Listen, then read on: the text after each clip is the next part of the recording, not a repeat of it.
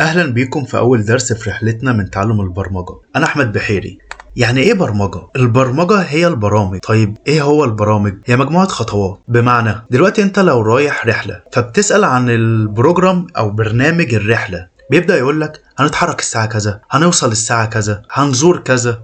فمن هنا انت بتبدأ تعرف البروجرام بتاعك. طب النتيجة النهائية ايه؟ اللي انت قضيت رحلة حلوة. هي نفس الكلام، البرامج هي مجموعة خطوات بتؤدي الى تاسك معينة. الرحلة اللي انت قضيتها، موبايل ابليكيشن، ويب سايت. طيب انا دلوقتي لو عايز اغسل تيشيرت، خلينا نعمل مجموعة خطوات من غسل التيشيرت ده. هنفرز التيشيرت ونشوف لونه لو فاتح او غامق. طيب هنقلب التيشيرت على الوش التاني عشان الطباعة واللون نحافظ عليهم. هنحط شوية مسحوق ونحط شوية مية ونغسلهم ونشطف كويس ونعصر، بعد كده ننشرهم. الخطوات دي دلوقتي انا لو عايز حد ينفذها، مين اللي هينفذها؟ حد لازم يكون بيفهم اللغة اللي بتكلمها، اللغة العربية.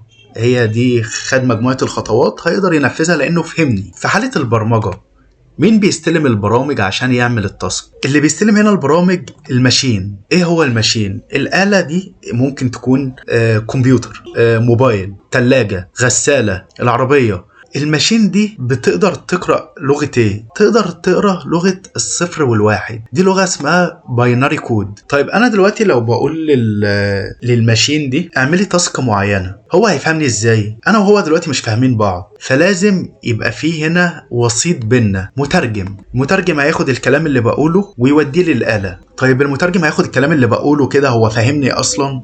لا، هو بياخد البروجرامينج لانجويج اللي بتستخدمها، يعني لغة البرمجة اللي انت هتستخدمها، هيقوم مترجمها ويديها للآلة بلغة الاصفار والوحايد اللي هي بتفهمها. طيب دلوقتي احنا عندنا نوعين من المترجم. هو بيعمل ايه المترجم بالظبط؟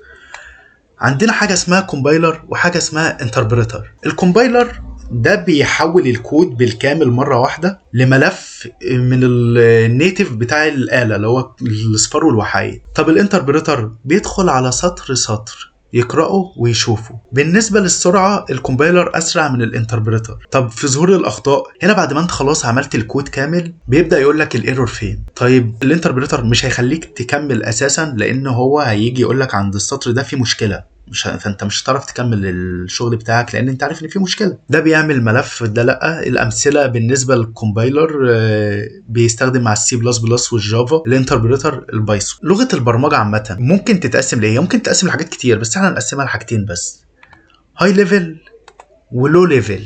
طب يعني ايه سهلة التعلم وصعبة التعلم المكتوبة دي؟ صعبة التعلم معناها ان بالنسبة للبشر، لان اللغة اللي معمول منها البروجرامينج لانجويج دي لغة قريبة من لغة الماشين اللي هي لغة الاصفار والوحايد. يعني مش اصفار وحايد بس، الكومبلكسيتي بتاعتها والتعقيد بتاعها عالي، حاجة زي الاسمبلي كده. طيب ايه اللي سهلة التعلم؟ اللغة اللي البشر بيفهموها عادي، ممكن تكون باللغة الانجليزية، باللغة العربية، باللغة الالمانية.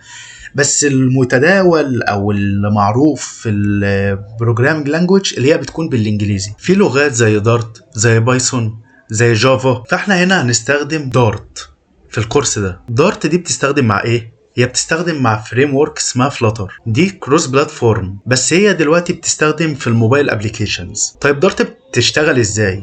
دارت فيها ميزة حلوة قوي. هي وقت الديفلوبمنت تستخدم حاجة اسمها جاست ان تايم كومبايليشن. يعني ايه؟ حاجة زي الانتربريتر اللي هو وقت وانت بتكتب كود بيعمل زي هوت ريلود، يقول لك ان السطر ده فيه مشكلة، فانت مش هتعرف، يعني خلاص مش هتعرف تكمل، مش هتشتغل على الفاضي. وقت البرودكشن بيستخدم ahead of time compilation، الاي او تي. دي بتحول الكود بالكامل لملف نيتيف، يعني من الاصفار والوحيد، وبيبقى الاداء بتاعها اعلى.